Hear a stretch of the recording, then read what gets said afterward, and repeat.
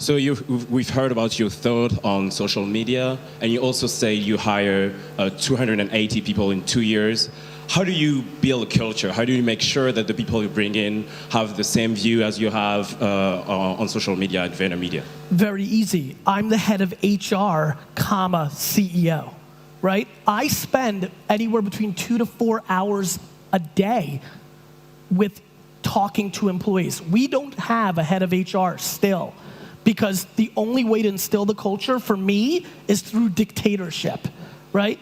So I want them to have a sense of values. And listen, we're a very interesting company. I tell everybody, I value how you care about the other boys and girls in this company more than how skilled you are. And people think I'm joking because it's a nice thing to say, but then it doesn't get executed. It gets executed in my building. We've fired some of the most talented people because they weren't willing to be the culture fits that I want. Because ultimately, I want to do for VaynerMedia what I did with Wine Library. The reason I was able to leave Wine Library and that $60 million business is because the culture was set and it didn't collapse with me leaving, and it's true family. I want to be able to continue to do other businesses, so I'm okay with not letting it get too big or as big as it can be up front. Back to what I talked about earlier, which is I'm constantly in marathon mode, not in sprint mode, so I'm willing to leave $20 to $50 million on the table with this company because I'm spending way more time than I should as a CEO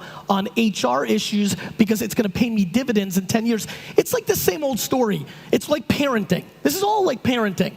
You know, when your 15-year-old comes home high and smashed the car and all fucked up, and you grab your spouse and say, honey, we've got to talk about the kid, it's over. You should have talked about the kid when the kid was 5, 6, 7, 8, and you didn't give a fuck and you were going on vacations or work too much. This is about parenting. You've got to put in the work in the first 10 years to get the dividends in the back 10 years.